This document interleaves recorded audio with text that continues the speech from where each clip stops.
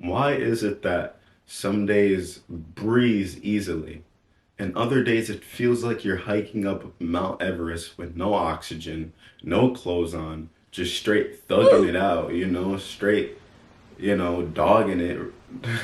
Why is the world like this? Why do we have days like these? And so the answer to that is it's not that simple. Let me break it down for you. And so you were saying, Well, I woke up an hour late this morning. I dropped my coffee on the way to class, and when I got to class, I forgot there was a quiz. And on top of that, I failed naturally. And I failed, and my boyfriend broke up with me, and he told me I was being too negative. And on top of that, my pet fish died. wow.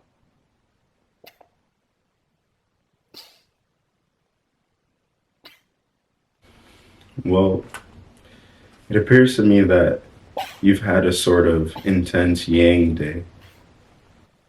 What the heck does that even mean? Well, basically, a yang day is. So, to start off, we know everything in life exists in opposites. We've got black and white. We've got the Xbox One. We've got the PS5. We got the peanut butter. We got the jelly. We got the sun and the moon. Water and fire. Zuko and Katara. Naruto and Sasuke. All of these things oppose each other, yet if there were no opposition, neither would exist. So let's start from the beginning. No, I mean the end. No, I mean the middle. I think I'm still confused. The concept of yin and yang and the idea of complementary forces became popular with the work of the Chinese school of Yin and Yang, of yin-yang, which studied philosophy and cosmology in the 3rd century BCE. I don't quite understand. Yin is the feminine. It's the water. It's the passive energy. It's the feminine essence. It's whatever is passive in life. So, for example, when water is still, when we look at a lake or a river, when the water is perfectly still, that is yin. When there's no effort, when it's just smooth, that is yin. If yin is water... So, if yin is water, then yang would be fire?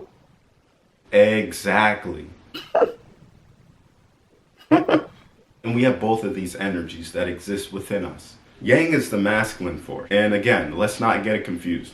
Although I am a man, I have both energies, masculine and feminine, within me. In Chinese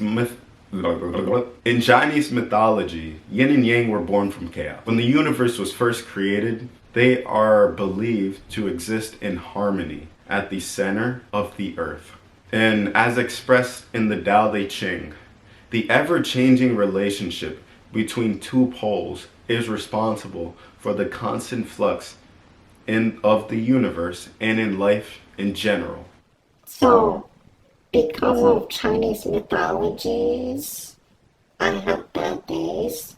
No, silly. Look. Do you ever feel like you're existing between two opposites and your brain is screaming for help, but you don't actually know if anyone else feels the same? So you go crazy all day and you think to yourself, I am the only person who thinks like this. And you don't want to tell anyone because you feel like you may come across as crazy, so you don't want to tell your therapist because you're afraid that they'll think you're ill and then they'll send you away somewhere, and then eventually you'd become a social reject and be forced to eat rocks for the rest of your life, you know?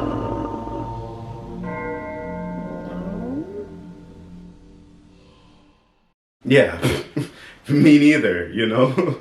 I don't know. It's just, you know, just as a therapist, you know, the psychology that I study and stuff, you know, you just hear these things sometimes. But, anyways, moving on. Um, So, what does this have to do with me? What do yin and yang days look like? well, for example, we know everything in life is a reflection of these energies.